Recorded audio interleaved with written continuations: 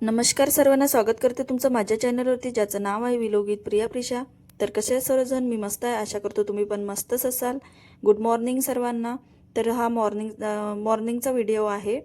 तर इथे मी सकाळी उठली होती 7:30ला. प्रिशाचं स्कूल असते 8:30ला. तर उठेपर्यंत म्हणजे बेडवरून उतरेपर्यंत मला 7:45 वाजलेच होते. आणि म्हटलं तिची तयारीसुद्धा करून द्यायची होती. आणि तिचं स्कूलचं म्हणजे टिफिन वगैरे, तिला नाश्ता आंघोळ वगैरे घालायची असते.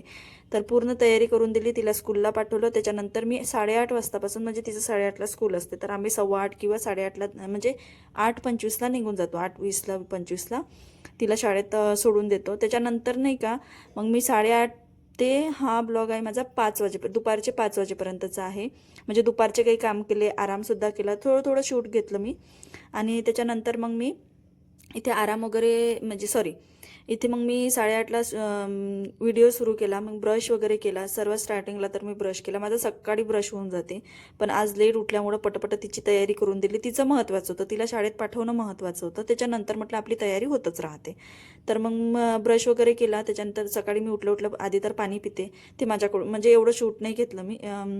तर इथे ब्रश वगैरे केला. मग झाडू वगैरे लावून देते म्हटलं. तर झाडू लावायच्या आधी मी स्वयंपाकाची थोडीफार तयारी करून ठेवली होती. थोडीफार म्हणजे गव्हाचं पीठ वगैरे मळून ठेवलं होतं. आणि त्याच्यानंतर चपात्या छान येते. आणि त्याच्यानंतर भाजीची वगैरे चिरचार वगैरे करून ठेवलं होतं, जे तयारी आहे ते. आणि मग इथे झाडू वगैरे म्हटलं चला लावून देतो. कसं आहे ना, बाईला असं आहे ना, तर जे सकाळ होते तर संध्याकाळपर्यंत हे कामं पुरतेच पुरते. प्रत्येक बाईचं तेच आहे. तुम्ही नोकरी करा, तुम्ही जॉब करा, काहीही करा, तुम्हाला काम हे करावंच लागते. आणि सकाळी उठल्या उठल्या जर आपण म्हणजे सकाळी उठण्याची एनर्जी माहीत आहे का, वेगळीच असते. एक वेगळीच पॉझिटिव्हिटी राहते. संडेला मी लेट उठते, कारण की प्रिशालासुद्धा म्हणजे प्रिशासुद्धा लेटच उठते, कारण की तिची स्कूल संडेला सुट्टी असल्यामुळे कसं आपलासुद्धा आराम होतो आणि तिचासुद्धा आराम होते.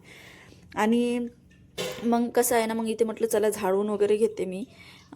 पूर्ण स्वच्छ करून घेते. झाडू तर हा माझा सकाळीच लागत होता, जेव्हा प्रिशाला सुट्ट्या होत्या त्यावेळेस. पण आता कसं आहे ना, तिच्यानुसार रुटीन आहे माझं. जे आपलं डेली रुटीन असते ना, ते चेंज झालेलं आहे. तिला जर सुट्टी असली त्या दिवशी चेंज होते. आणि त्याच्या आधी सुट्ट्याच होत्या. मग आता उन्हाळ्याच्या सुट्ट्या संपल्या आहे, आता स्कूल लागला आहे. तर आता थोडंसं चेंजेस करावे लागले मला. कारण की मग आता म्हटलं चला आता सकाळचं इथे ना, कितीही झाडा तुम्ही, मी दिवसातून 4 वेळा जरी झाडेल ना, तरी माती येतेच. का बरं?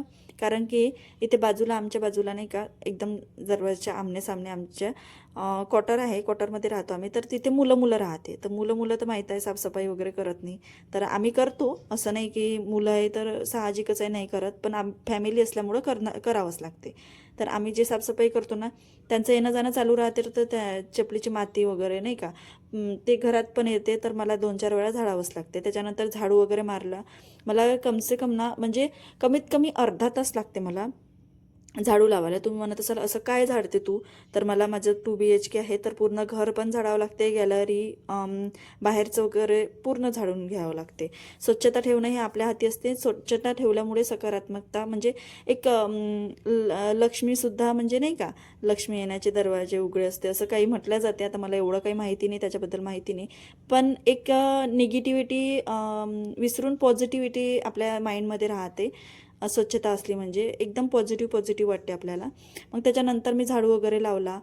रांगोळी वगैरे जे काही आहे ते काढून घेते मी, तुळशीजवळ वगैरे, दरवाजाजवळ वगैरे वगैरे. आणि त्याच्यानंतर मी इकडे जी अर्धी माझी स्वयंपाकाची तयारी झाली होती, कुकर वगैरे आधीच लावून ठेवला होता मी. आता चपात्या आणि माझी राहिली होती भाजी फोडणीला टाकली, चपात्या वगैरे केल्या. आणि त्याच्यानंतर मग मी जे माझे कालचे कपडे होते ना, ते थोडेसे चांबट होते, वाढले नव्हते. मग वास येते ना, त्याच्यामुळे ऊन तापली आहे म्हटलं तर कपडे टाकून देते. आणि जे आताचे कपडे होते ना धुतलेले, ते मी वर नेऊन टाकले होते. वर वगैरे कॅमेरा वगैरे घेऊन नाही गेली मी. कसं आहे ना, जे बंदर वगैरे राहते ना वर, म्हणून मग मी कॅमेरा वगैरे, एखाद्या दिवशी मोबाईल वगैरे पडून गेला तर कोण हे राहील ना, म्हणून मग मी वरते काही मोबाईल घेऊन नाही जात. ते कपडे मी वर टाकले होते आणि हे मी गॅलरीमध्ये टाकले होते. याची फक्त ऊन लागली ना, थोडासा वास निघावा म्हणून. कारण की पावसाळ्यात इतका वास येतो ना कपड्याचा, कपडे नाही वाढले तर. मग तिथे कपडे वगैरे टाकले मी. आणि नंतर मग जेवण वगैरे झालं होतं, तेही शूट नाही घेतलं मी. थोडे क्लिप घेतले आहे मी शूट.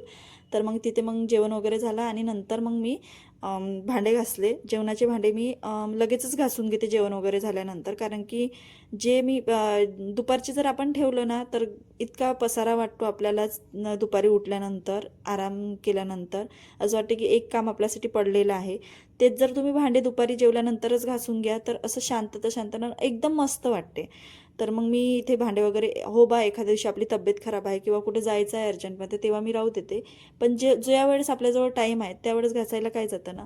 तर मी इथे स्वच्छता, मी जेव्हा भांडे 2-4 का होईना बेसिंग असल्यामुळे पट्टपट्ट घासून घेते. याच्या आधी आम्ही जिथं भाड्यानं राहत होतो तर बेसिंग वगैरे नव्हता, पण तरीसुद्धा नाही का मी दुपारी बाहेरच घासावं लागत होते तर बाहेर घासत होती. तर इथे ना मग भांडे वगैरे घासून घेते म्हटलं. त्याच्यानंतर स्वच्छ वगैरे गॅसचा वटा वगैरे आपण स्वच्छ करून ठेवतो. ते तुम्हाला नंतर दिसणारच आहे, मी स्वच्छ वगैरे करून ठेवला. दूध वगैरे तापून सुद्धा ठेवते मी. 4 वेळा दूध तापून ठेवते, कारण की खराब नाही व्हायला, नको व्हायला म्हणून. कारण की काय फ्रीज वगैरे नाही आहे माझ्याकडे, तर इथे गॅसचा वगैरे वटा वगैरे साफ करून ठेवला होता मी पूर्ण स्वच्छ, आणि नंतर आराम करायला गेली होती. त्याच्यानंतर आराम झाला आणि इथे मी 4 वाजता उठली होती. वरचे कपडे काढून आणले आणि गॅलरीतले सुद्धा काढून आणले होते. म्हणजे वरचे सुद्धा कडक वाढून गेले होते, कारण की ऊन तापली त्याच्यामुळे. पाऊस जर आला असता ना तर मग ते वले होते आणि घरातच टाकावं लागते. घरात इतकी ऊन नाही लागत ना, त्याच्यामुळे मग ते चांबट राहते आणि वास येते. तर त्याच्यामुळं मग मी वर टाकले होते वले कपडे आणि गॅलरीत टाकले होते जे चांबट होते ते कपडे. आणि मग म्हटलं चला इथे म्हणजे जेवढं स्वच्छ आपण घर ठेवू ना, सायंकाळचा वेळ दिवे लावायचा वगैरे, त्याच्यानंतर त्याच्या आधीच मी झाडू वगैरे सर्व स्वच्छ करून ठेवते. 6च्या आधी सर्व माझे कामं होऊन जाते. 6 नंतर मग मी दिवे वगैरे लावते. 6 सव्वा 6च्या दरम्यान दिवे वगैरे लावते. आरती वगैरे जे काही आपलं प्रॉपर राहते ते करून घेते. इथे कपड्याच्या घड्या घातल्या आणि आपापल्या कपाटात म्हणजे कपडे ठेवून दिले, ज्या कपाटात असते त्या कपाटात. आणि त्याच्यानंतर मग इथे का मग असेच कामं पुरते आपल्याला सकाळपासून ते दिवसभर संध्याकाळ झोपेपर्यंत आपल्याला आपल्या म्हणजे बाईला हे कामं पुरते. तर म्हटलं असा आहे आजचा ब्लॉग. तुम्हाला कसा वाटला तर नक्की सपोर्ट करा माझ्या चॅनलला. प्लीज सबस्क्राईब माझे वाढत नाही आहे, लाईकसुद्धा येत नाही आहे, कमेंटसुद्धा येत नाही आहे. तर तुम्हाला माझी जर काही चुकी असेल म्हणजे काही चुकत असेल ब्लॉगमध्ये, व्हिडिओमध्ये, तर मला नक्की कमेंट बॉक्समध्ये कळवा.